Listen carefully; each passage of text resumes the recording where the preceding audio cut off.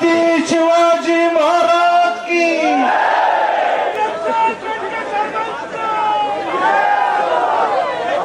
धन्यवाद। आता घोषणा कमी काम जास्त। सावली येईल।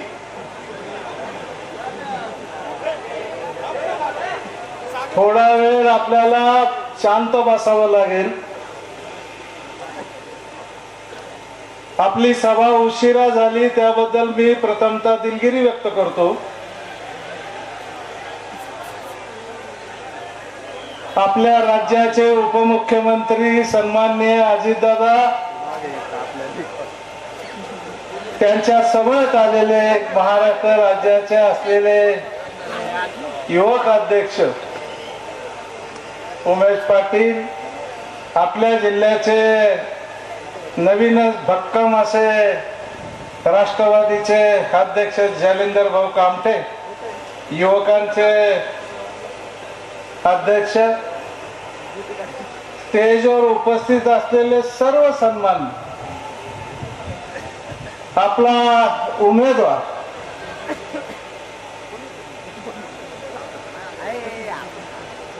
अतुल बेनके आणि हे सर्व काही जे ऑर्गनाइज केले नारायणगाव मध्ये, त्याचे प्रमुख शेखरदादा कोराळे, त्यांचे सर्व सहकारी,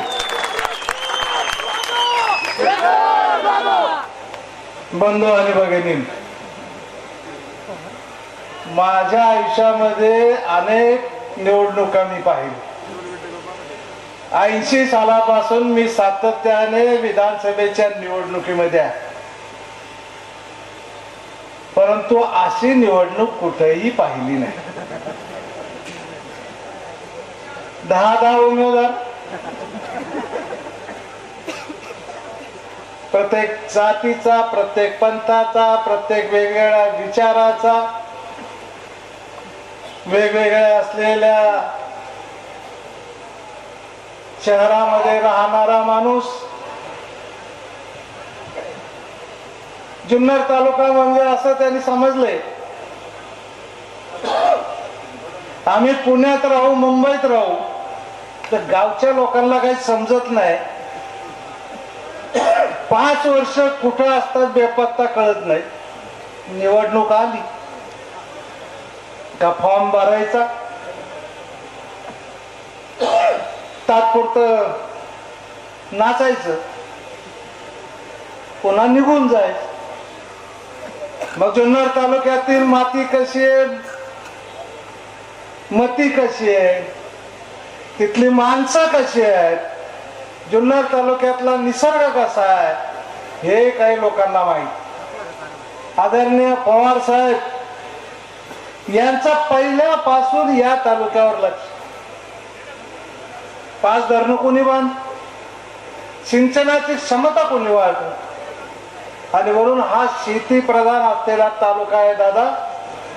इथं दुसरं काही उत्पन्न नाही शेतीशिवाय, आणि म्हणून आमची एकच या निमित्ताने तुम्हा सर्वांना विनंती आहे, अरे हे जर फुकटचे जर पुन्हा तुम्ही जर आले, पुन्हा तुम्हाला सांगायला लागले अच्छे दिन आएगे, कांद्याचा बाजार भाव माती मोल करून टाक, अच्छे दिन आएगे डाळिंबाचं वाटोळ करून टाक, अच्छे दिन आएगे साखरेचा बाजार भाव कमी, अच्छे दिन आएगे गुळाचा बाजार भाव कमी करून टाक, अच्छे दिन आएगे कापसाचा बाजार भाव खलास करून टाक, अच्छे दिन आएगे सोयाबीनचा बाजार खलास करून टाक, भाजीपाल्याचा बाजार खलास करून। आपण सर्व शेतकऱ्यांची मुलं आहेत, अरे आपल्याला सुद्धा काहीतरी वाटलं पाहिजे। खरा शेतकऱ्यांचा राजा कोण? शरदचंद्रजी पवार। ह्या शरदचंद्रजी पवारामुळं आतापर्यंत आपल्याला बरे दिवस आले। या वर्षी आपण पाहिलं कालचा बाजार भाव खेड, मंचर, ओतूर या भागामध्ये फक्त 10 किलोला 70 रुपये झाला। आदरणीय पवार साहेब कृषी मंत्री होते, याच दसऱ्याला बाजार भाव काय होत? 140 रुपयाच्या पुढं 10 किलोला। डाळिंबाला काय बाजार भाव? कोणा बरोबर हे फक्त शरद पवारांमुळे घडू शकली. आणि जर शेतीची क्रांती करायची असती तर फक्त शरदचंद्रजी पवार आणि अजितदादा करू शकतात. काय केलं ना अजितदादा? छत्रपती शिवाजी महाराजांच्या असलेल्या घोषणांनी तुम्ही या ठिकाणी मत मागायला येता. किल्ले शिवनेरीला फक्त अजितदादा होते म्हणून 40 कोटी रुपये दिले. 100 कोटीचा प्लॅन आहे. त्यांनी एखाद्याने यावं आणि छातीला हात लावून सांगावं की शिवनेर किल्ल्यावर आम्ही इथे काय वीट बसवली म्हणून. ते तुम्हाला थापा मारतात. त्यांना जाऊन विचारा. तुमच्या हातात सत्ता होती 5 वर्ष, 95 ते 99 सत्ता होती. काय एखादं काम केलं ना? छत्रपतीच्या नावाने आरोळ्या देण्याचं काम ही मंडळी आता गल्ली बोळामध्ये गावागावामध्ये करायला लागली. पण नाही जमलं. लोक वेडी राहिली नाहीत. खरं छत्रपतीचे वारसदार कोण असेल तर इथं बसलेल्या माणसं आहेत, राष्ट्रवादीचे कार्यकर्ते आहेत आणि राष्ट्रवादीचे मतदार आहेत. हे सगळी गद्दाराची बंडखोरी. आणि तुम्ही केलं काय? छत्रपतींचा आम्हाला आशीर्वाद. कसला आशीर्वाद? अरे प्रत्येक शिवजयंतीला अजितदादा या तालुक्यामध्ये शिवनेरी आले. कोण आलं नाही? अरे या तालुक्यात दादाने 63,000 हेक्टर जमीन सिंचनाखाली आली. वटाळे म्हणतात काय? 0.1% म्हणलं सिंचन क्षमता वाढली. कुठं वाढली? कोणी अंदाज दिला? याने अंदाज काढला कागदावरून तिथं. अरे एक धरण झालं, 5 कालवे आले, त्या कालव्यामुळे विहिरीला पाणी आलं, त्या उपसा सिंचन मंजूर लिफ्ट झाली. ते क्षेत्र धरत नाही. याला कळतच नाही काय तर कायच क्षेत्र कायचं काय आलं. ही सगळे बाजार बुनगी ही शहरामध्ये वाढलेली. यांना शेतीचं काहीच कळत नाही. दादाने शेती केली. मी एकदा बारामतीला गेलो तर दादा पोल्ट्री फार्म मध्ये काम करतो. सुरुवातीला 80 साली गेलो तो दादा तिथं गोठा दादाच्या गोठ्यामध्ये पाहिलं. दादाला शेतीची चांगल्या प्रकारे जाण. यांना आहे का जाण? कोण रे ते? त्यांची नावही घेऊशी वाटत. आता आमच्या तालुक्यामध्ये उमेदवार उभे राहिले त्याला शेतीचं काहीच कळत नाही. दादा नुसतं आडावाडा करायचं, सगळं इकडे तिकडे फिरायचं.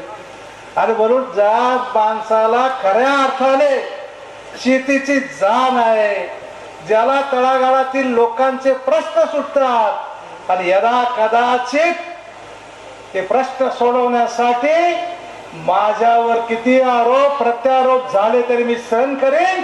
पण सर्वसामान्य जनतेसाठी समाजसेवा म्हणून मी राजकारण करेन असा हा नेता आहे.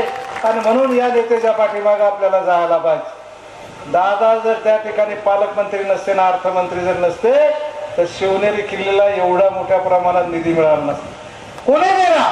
ओझरच्या अष्टविनायकाला दादाने निधी दिला, लेण्याद्राला निधी दिला, चैतन्य महाराजांना या ठिकाणी निधी दिला, मुक्ताबाईच्या आपल्या असलेल्या देवस्थानला दिला, रेड्याच्या समाधीला दिला, तीर्थक्षेत्राला दादांनी जास्तीत जास्त निधी मिळवून दिला.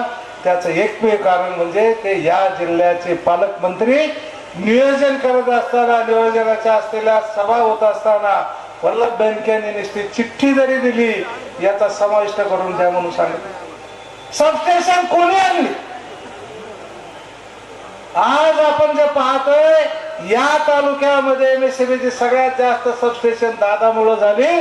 आणि म्हणून वीज असेल, पाणी असेल, तीर्थक्षेत्र असेल, या सगळ्या कामामध्ये दादा सगळ्यात उजव्या आहेत.